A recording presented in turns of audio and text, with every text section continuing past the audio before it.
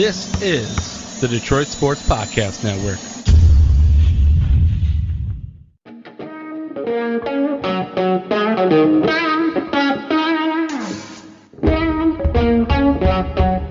The biggest icon in podcasting.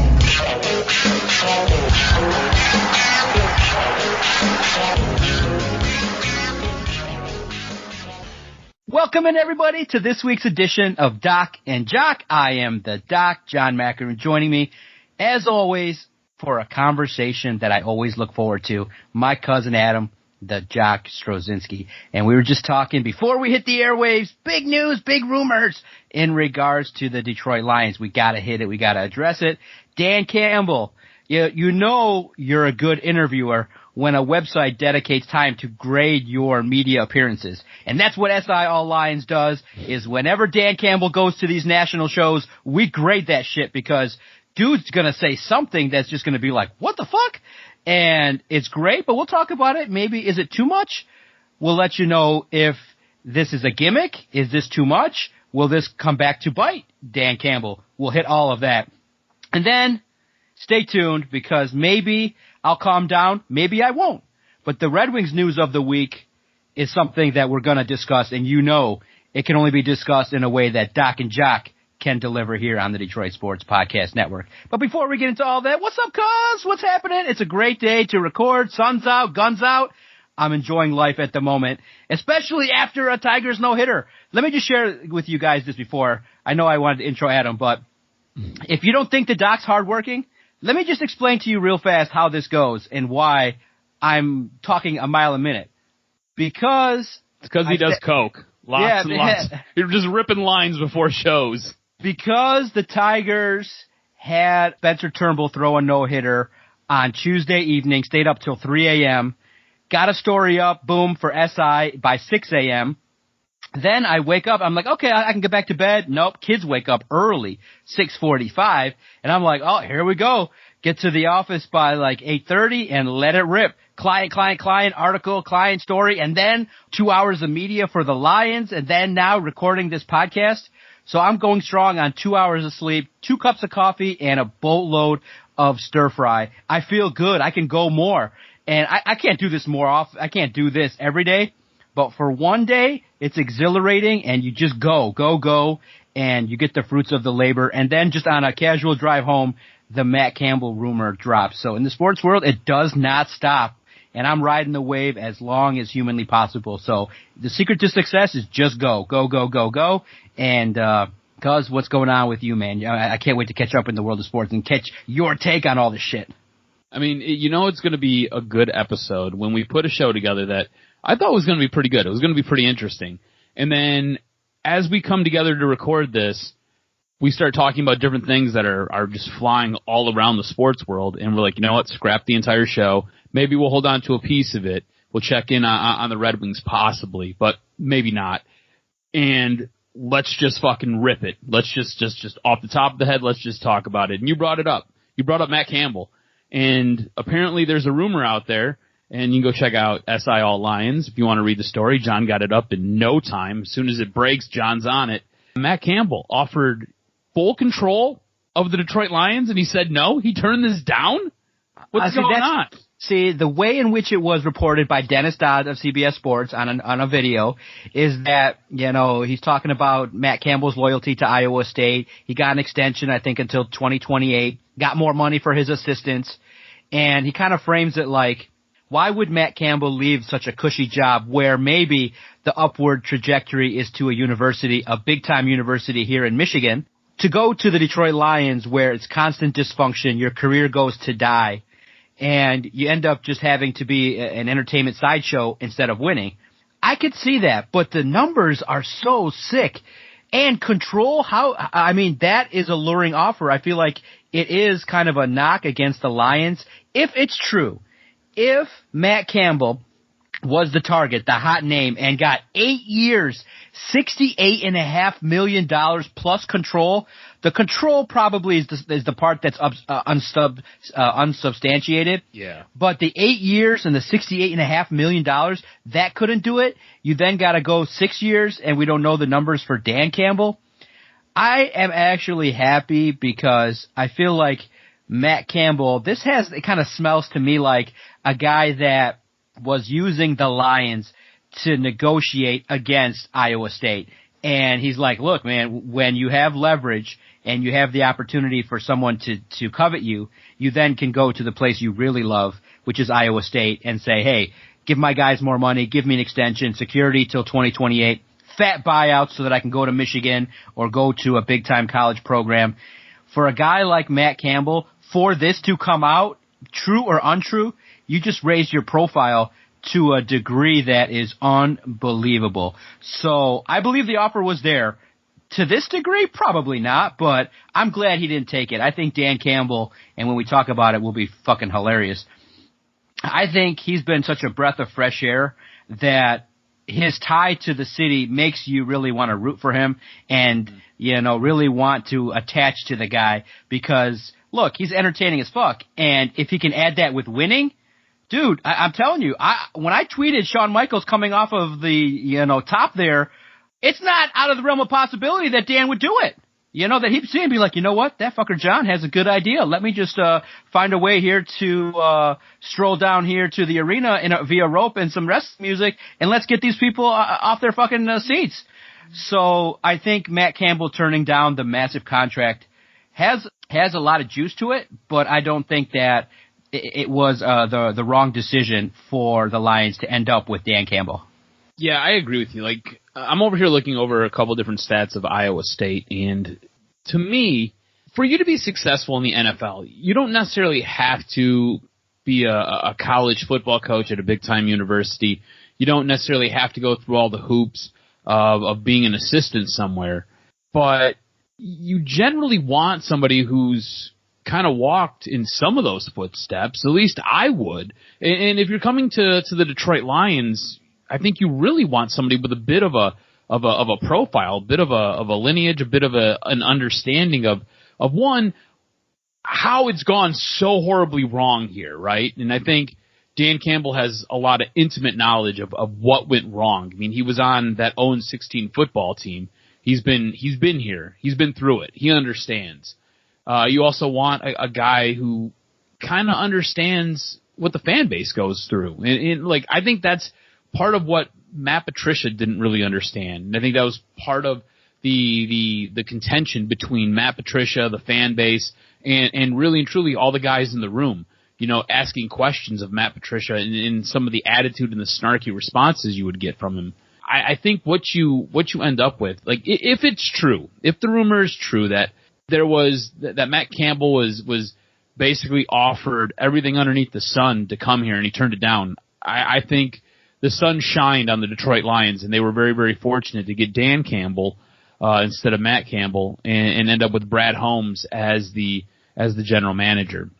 And I think you're right. This smells a lot like a guy who has done a really good job in the MAC and has done a really good job with a program that doesn't get a lot of attention, and has turned them into a program that gets a bit of attention and really used the Detroit Lions and leveraged himself to get a much better contract. And honestly, his next step might be here at the University of Michigan. Okay. Like if you're a Michigan Wolverine, I think at this point you're welcoming anybody but Harbaugh. You're ready to see him go, and you're ready to see a changing of the guard there. But look, and I think we're going to talk about it a little bit later. I don't know which direction you want to go, but at this moment in time, I'm really loving Dan Campbell, and I don't know if you want to get into some of the things he says. I don't know if you want to spend more time on Matt Campbell. I'm not sure where you want to go. Like we said when we opened, we basically threw the show sheet out. So I don't know where you want to go. We can go anywhere you want. I want to know, because you're in the know in college football. You know the names. You know what you're seeing at Michigan. Is Matt Campbell all hype or all sizzle, baby? Is this a guy that if Michigan target him when they announce that Matt Campbell's the guy, are you happy based on what you've read and kind of understand about him at Iowa State? Is he hype or sizzle, or would you say, look, anything better than Harbaugh at this point would probably excite you, because Harbaugh is comparable to like ramen noodle. It's just kind of there. You have it and you can enjoy it, but you could go for filet anytime, and anybody else would be filet at this point in time. So it just seems like really, with Michigan, it just seems like a wilting flower. Like, you have a nice garden, but all the flowers are kind of dead, and you're just like, ugh. We liked it. It used to be good. It used to have that fresh, fragrancy smell, but now it's just like a bunch of weeded out, old, deflated flowers, and you're like, yay, let's get excited about a Midwest recruiter. Yippee! That's the vibe that I'm getting from Michigan. Would Matt Campbell kind of bring that back to life? Or because of the stench that Jim Harbaugh will leave and where things are, do you need to go national, like big time, like Dabo Swinney type, where you need to go, look, we're going to give you 10 years, $150 million type deal? Or is Matt Campbell the next guy? I think with Matt Campbell, it's a little bit of both, right? I think it's a little bit of sizzle, and I think it's a little bit of steak. Looking at some of the numbers, right? Like, I'll be honest with you, I don't pay a whole lot of attention to Iowa State football. It's just not what I'm tuning into on a Saturday, you know what I'm saying? Or even if there's some weird action going on a Wednesday. I don't know if I'm going to be tuning into Iowa State football. But just kind of looking over a couple things, this is what I'll say.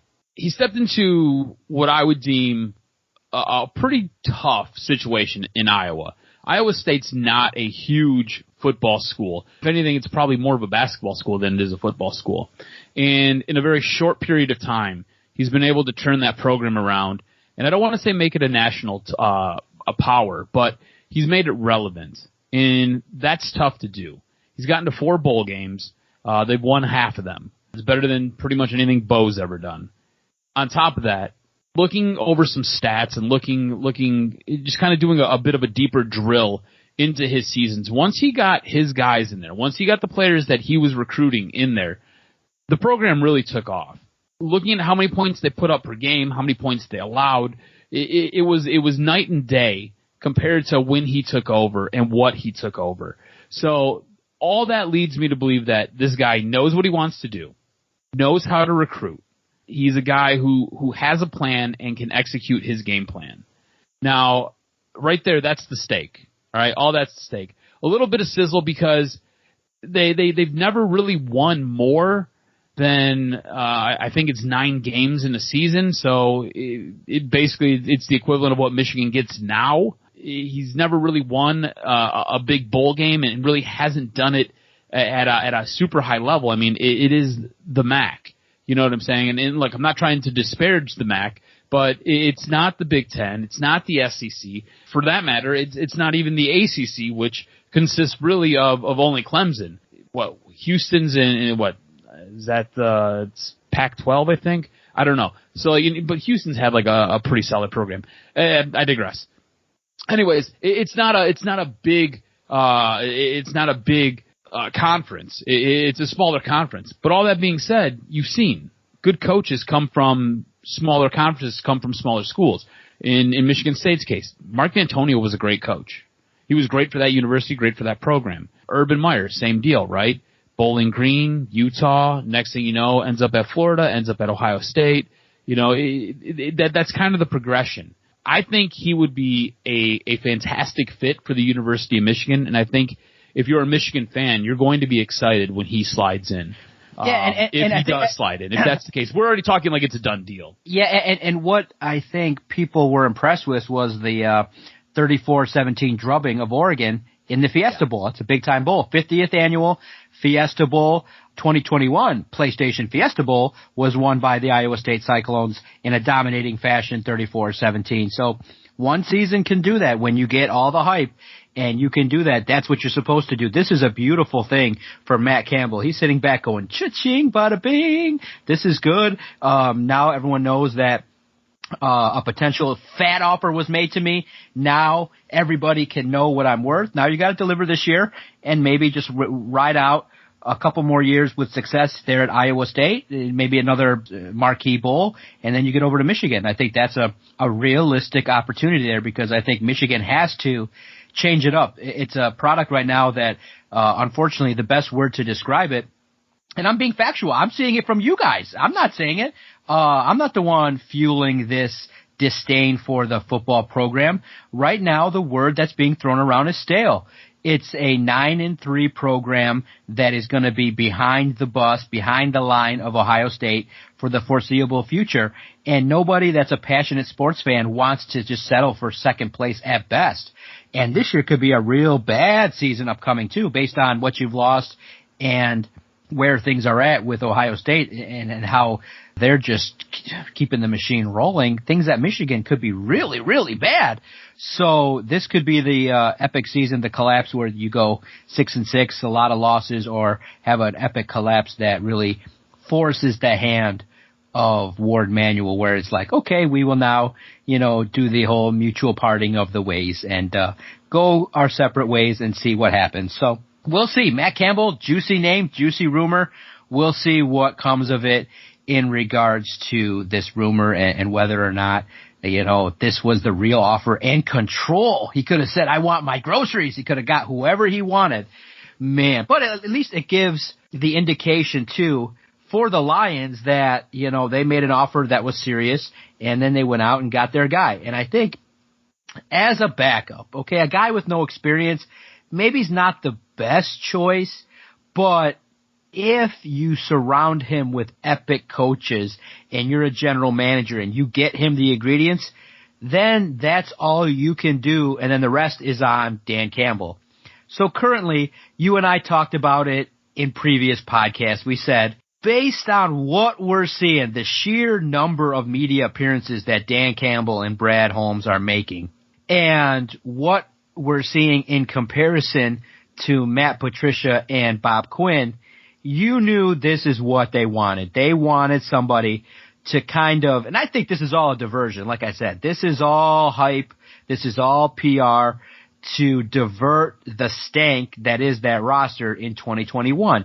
And you can do that easily in the offseason because all we care about is, hell yeah, pet Lions, breaking kneecaps, yeah, talking shit, saying things about the roster, being open and honest. And like I said, I'm an open book. When Dan Campbell was hired, a beat writer from Miami said, I'm so jealous. He's like, you're going to love Dan Campbell and you're never going to be bored. And I'm like, huh? And, cause I was still pre-programmed to operate under Matt Patricia where my eyes would glaze over trying to transcribe 1,000 words where he says nothing, so I'm still trying to figure out what.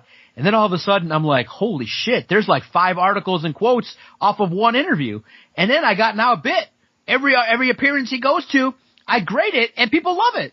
So I'm like, okay, I'll do it. And then I can, to peel back the curtain, I can make 3 stories off of any interview that he does.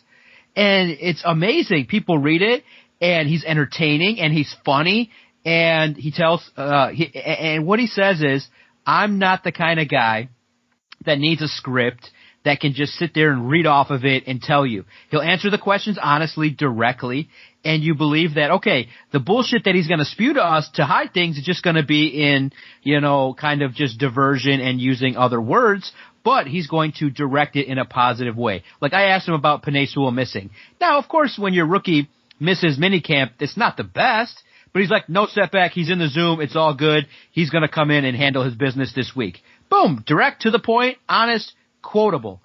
And to go on a Barstool podcast, I was like, to share with everybody, I was like, fuck yes. Thank you. Thank you. Thank you. Thank you. Because it kills a grading article, and then I get to dig deeper into what he's saying, and he's talking about wanting his arm ripped off, wanting a pet lion. Is this too much? He has an act that he's going to now be this is going to be his reputation as the guy that's quotable and the entertainer.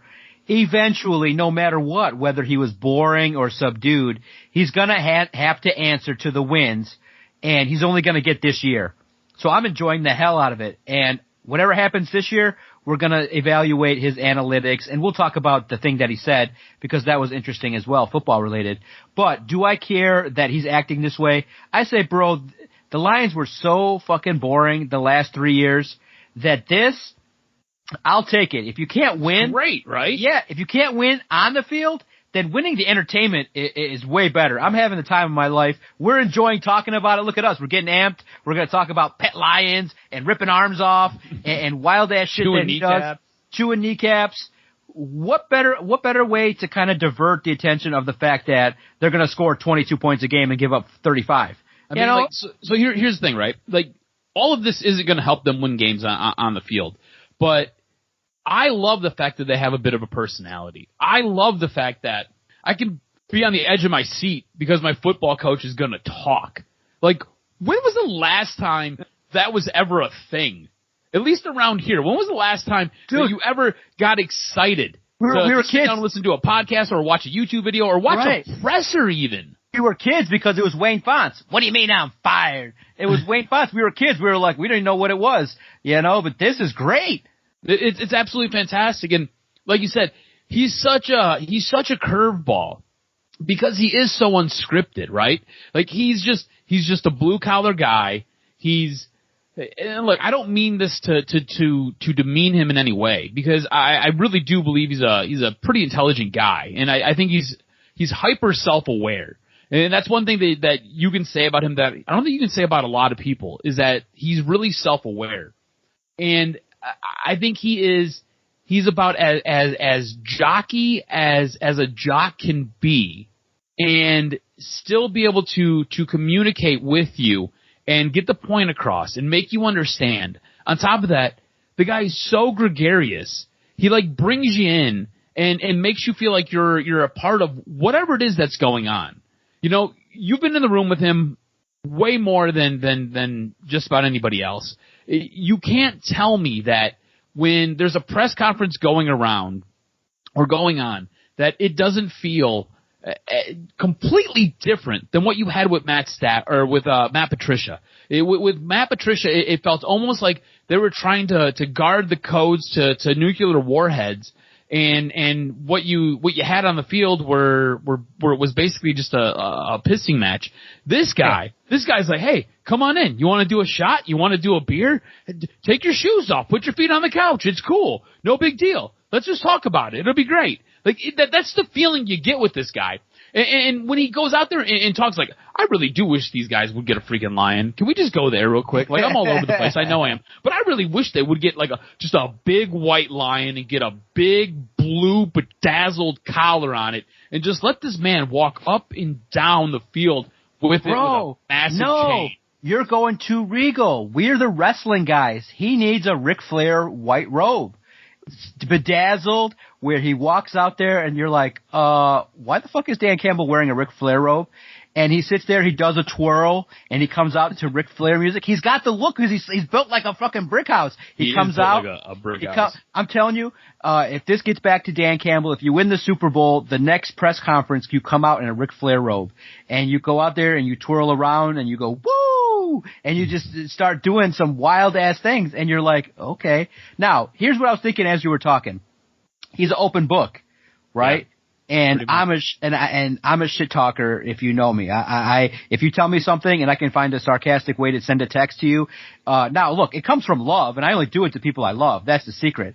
But if he's an open book, this is just between you and I, do you think a media member, whether it be myself or anybody else, will get him to go off like in a pissed off way? Like if you just say to him, look, Dan, the analytics said you were down 14 and why didn't you go for 2? Because the analytics say that maybe was the right move, that you win more on a 54% opportunity to convert the 2, that's probably the proper play.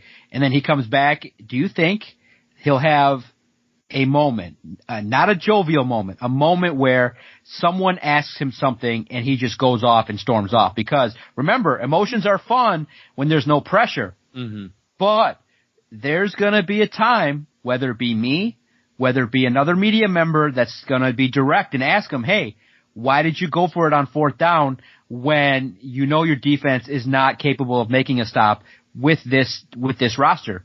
Do you think he'll have a moment? Because I sense it.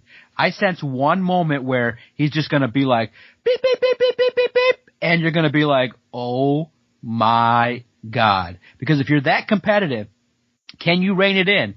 That will be the mark of his tenure, is when the heat gets hot and you're feeling that emotion, because emotion can be used, and I'm a master of emotions, I know.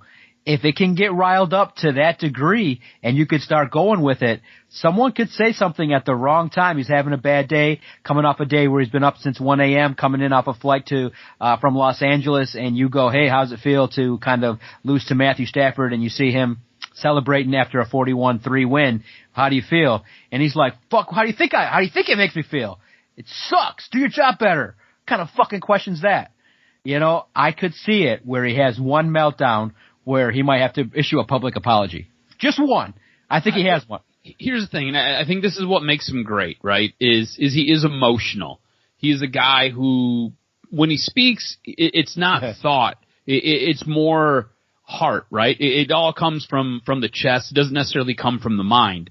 And because of that, absolutely, I think there's going to be a moment where he goes off, where he's going to end up losing it. And the thing about it is he'll probably end up, whoever he goes off on, he'll probably end up calling that reporter and apologizing to them. Or what'll happen is he'll end up having some type of, some type of apology the next time he's in front of the public. But absolutely, I think that's going to happen. And I don't think it's a bad thing. I just think, honestly, it happens on this show, right? Like with me and you. Generally, you're the more thought-provoking person. I'm generally the more emotional guy. I'll just sit there and start ripping, and I'll just start saying things. And there are times where I've crossed the line with you, and I've had to apologize to you. It's one of those things that happens, and you don't necessarily mean it in any bad way. It's just something that happens. And yes, I do absolutely believe that at some point, this will be something that does occur. This will be something that does happen, where he does go off the handle. He does end up lighting somebody up and does just kind of laying into somebody. And it's one of those things that he'll have to answer for at that time. And I don't think, like I said, I don't think it's a bad thing. Honestly, I probably think it's more of a good thing. I think it's something better. You don't necessarily see that emotional, raw side of a head coach, of players. And for me, usually it means that you care. And that's something I don't know if we can really say we've seen from. It's a more engaging opportunity to talk to someone. I don't think we've seen enough of that from some of our coaches. I mean, if we have a chance, we're going to talk about a human cardboard box and Jeff Blashill, who, team will go get worked and doesn't really raise an eyebrow or really raise his voice too much. You know what I'm saying? Like, this guy is just different. He's built different. And I think I think this season's going to be interesting. And I think it's going to be interesting because there's going to be a bit of a learning curve. Like, we've talked about his inexperience and how he's basically being thrust into the spotlight here. He's going to have to learn on the job. All that being said, everybody else is going to have to learn to kind of deal with him and learn to deal with his reactions to things. Because it's going to be like no head coach that we've ever had before. And I think that's okay. And I think it's going to be all right. You know what I'm saying? Absolutely. I think it's going to be all good. It's going to be an opportunity to really get to know someone in and out. And he's an open book. And, it'll be a fun opportunity to kind of see where this goes. And does it ever take a turn for the worse? Or does it take this will be the ultimate. Imagine if he wins. What he's going to say. He's going to come up with words and descriptions and things like that. Imagine you get off to a 6-2 start. He's going to be like, where are you at, national media? Where are you going to be at with your 31st power ranking? Spare me that bullshit. He's going to be like, take that power ranking and shove it up your ass. It's going to be great. I just hope it turns out to be the ultimate success because you can root for a guy like that. Now, there is a coach that you absolutely can't root for. And that's, come hell or high water, I find no redeeming qualities in Jeff Blashill. Not from his cadence, not from his delivery of information, not from his ability to coach a power play, not for his ability to make an adjustment, not for his ability to put a line together that can blow up. I was ultimately disappointed that they brought him back, but unfortunately it's just a timing thing. The Wings are in a rebuild. You spoke to it. But my gut reaction is, you know why it is? And it's not because I'm a hater. It's because Jeff Blashill's not going to be the guy that's going to be hoisting the Stanley Cup. He's going to be the go-between. He's the gatekeeper. So start it now. Maybe you get a couple extra points next year and you get the guy that sparks Dylan Larkin, that gets everybody in order and can have a successful special teams in multiple phases of the game, start it now. But there's nobody there that's just going to wow you, so you stick with Jeff Blashill. The problem is that he's not a really above board coach. He's a B- coach. And it's been because where has the time gone? It's been 5 seasons or more since they've been to the playoffs already. And you're looking at 1 or 2 more. Rebuilds are tough, but when the coach, you expect a new GM to come in and find his guy. And for Steve Yzerman not to do that, I'm not saying that I'm disappointed. I'm not saying that I think any less of Steve Yzerman. I'm just upset and sully, as you hear in my voice, as my passion goes way down. I'm just saddened by the news that Jeff Blashill got the extension. I'll tell you this, I watched maybe 5 games of the Wings. I caught every report. I definitely knew what was going on. But to see them play and to see them have to rely on their goaltending to that degree and to be disappointed in Dylan Larkin again, it just made it for a season where you said, oh my gosh, here we went from October till mid-May without any real juice or storylines. And you were unfortunately hit with a lot of injuries and you didn't take the opportunity to move on. So it's stale at the moment, but how patient are you with the news that Jeff Blashill will be the head coach next season? So I'm not shocked by it, right? Like this, I expected this. Do I think it's the right call? Begrudgingly, yes. I think he's the guy to get the job done. And by get the job done, I mean get this team to a point where the next guy can take over. I honestly do believe he's your Rick Carlisle. Like if you wanna take a Pistons example, he is Rick Carlisle. He's good enough. Like I think Rick Carlisle was a great coach. I don't think Jeff Blashill's a great coach, but I think he's a guy who's going to help get you to a point where the next guy can then come in, take over, and really move this team forward. I don't think he's the guy. I don't think this team's in a position where they're not going to be good next year. I don't think they're going to be good the year after that. This is such a monumental rebuild. I don't think any of us really realized how bad this team and how dire the straits really were for this organization. I don't even think Steve Yzerman realized how bad it was. I think that's why his hand's being forced here. I think if you really got Steve Yzerman alone, you sat him down, you guys had a beer, you guys ate a steak, and you talked. You just talked man to man, no mics, no nothing. You just said, hey, do you really want Blashill? Do you really think Blashill's going to be the guy to kind of get this organization righted? He'd probably, in a moment of clarity, in a moment of honesty, probably tell you no. But his hand is being forced. Because who are you going to go out and get to bring them in and basically saddle them with 2 horrible years? Like, if you're Gerard Gallant, do you want that? You probably don't. If you're some big name coach, do you really want that? I don't think you do. It's not like this organization with the Lions, right? I mean, we just got done talking about Dan Campbell and we just got done talking about Brad Holmes. It's not like this organization. They're giving these guys all the rope in the world. I think with the Red Wings, it's a little bit different. And I don't know if a head coach, because this is exactly what would happen. You're talking about Jeff Blashill this way. You bring a coach in and you give him the same roster and you're like, go win with this. You're going to get pretty much the same results. Maybe they're 10 points better. You're still not good enough to get into the playoffs. You're still not really competing for anything. So you're then going to end up looking at this head coach and want to change by the time year 3 rolls around. Just suck it up with Blashill, suck for the next 2 years, and by the time that 3rd year rolls around, you'll get your new head coach and it'll be okay. I don't see, it doesn't do you any good to change your head coach right now. Just suck it up. It's going to be bad. So suck it up with Blashill. It's going to be one of those things where it'll be over before you even realize it. This will probably go on for 18 months. 18 months is probably what you get. They'll probably end up just blowing them out in the middle of the season anyways. You know, not next year, but the year after. this isn't, you're not attached to him forever. This is, you said it yourself.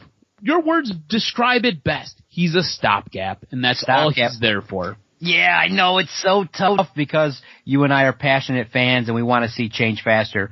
But it's rebuild city, Wings, Pistons, Lions, Tigers, and the Tigers are trailing in the 4th spot. And unfortunately, we want the Wings to be in the 2nd spot behind the Lions. But right now, it's a firm ranking, and tell me if I'm wrong. It's Lions, Pistons, Wings, Tigers, and the gap between Lions and the gap between the Lions and Pistons is widening because the Wings and the Tigers, the Ilitch-owned, you see the familiarity there? The Ilitch-owned teams are not moving along as fast as possible. It was disappointing, and unfortunately that's just the way it goes. And I know we had a topic in regards to Ben Wallace. Props to him for making the Hall of Fame. I want to table that because he deserves some props. You know, we definitely got into Dan Campbell and sidetracked with the news of Matt Campbell. So I want to table that because that discussion is interesting with Hall of Fames. And are we starting to potentially let in athletes to these Hall of Fames?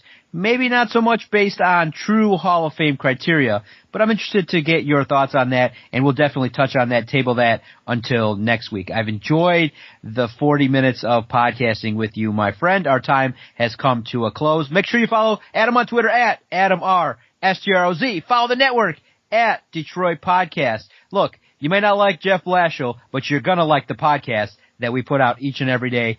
I appreciate those that subscribe. Anywhere you go to listen to your favorite podcast, type in Detroit Sports Podcast, and our daily content will find you. Cause amazing broadcast. This one comes to a close. Even though we didn't get what we wanted with Jeff Blashill, I think the antics of one Dan Campbell far outweigh the disdain that we have for Mr. Jeff. Can't wait to talk to you next week. Can't wait, sir. It's interesting, though. You did bring up a good point before we go. The Ilitch-owned properties, which used to be the crown jewel of this city, are now the dumpster fire of the city, while the Lions and the Pistons basically take the banner and are running with it and rebuild the city. Dear rich people, call Chris Ilitch, buy the teams.